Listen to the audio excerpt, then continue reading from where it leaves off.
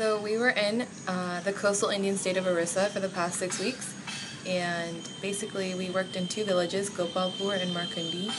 In Gopalpur we taught spoken English classes, and in Markandi we implemented some more village-wide interventions and projects.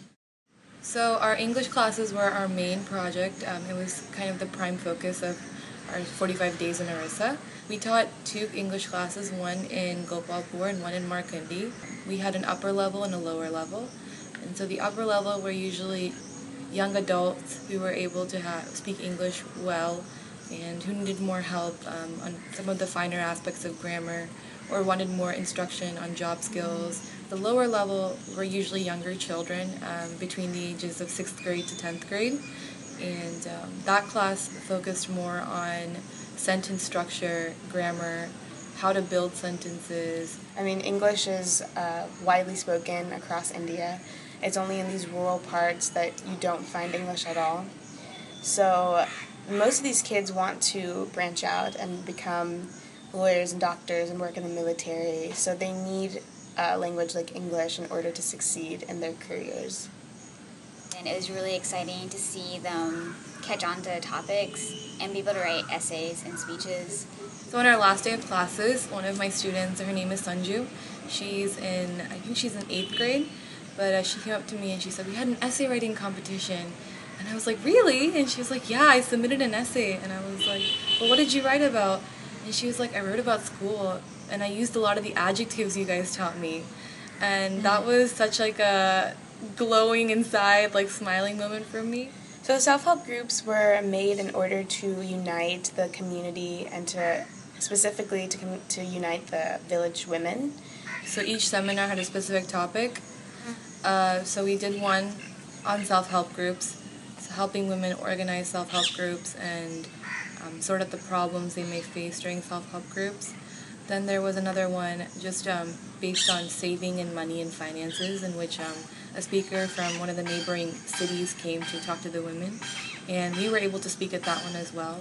So there are two maps. There's the current map of what the village looks like now, and then there's the dream map, which is what the village would look like if everything that the villagers wanted were included.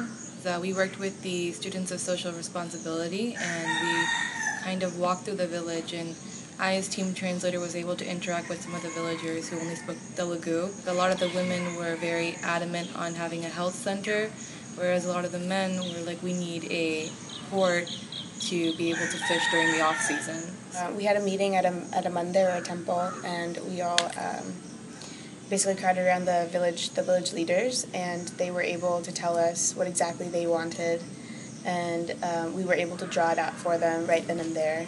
We went around with the SSR students and taught people on their doorsteps with chalk how to write their signatures.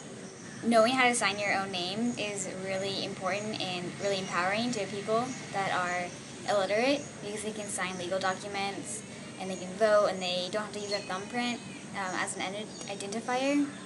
So the SSR students bought the coconut trees. Locals were hired to do a lot of the digging and hard manual labor, which I think is really sustainable, that we're paying them to do something that they're good at instead of us fumbling around trying to dig holes deep enough and figure it out. Right. And then we did a lot of planning, and then whatever labor we could do, so sprinkling salt or mixing fertilizer. Planting these coconut trees is a sign of long-term planning. The fact that these coconut trees will not really bear fruit until much later on is a sign that they are starting to plan ahead. Change is slow. It's a slow process, and at times it can feel like it's not happening at all. But then it only takes like one incident or one person, like a Sanju or a Billa from Markandi, to make it all right for you, and to let you know that, this helped me. I've changed, or I've learned from this experience. Change is a slow process, but when it happens, it can be big.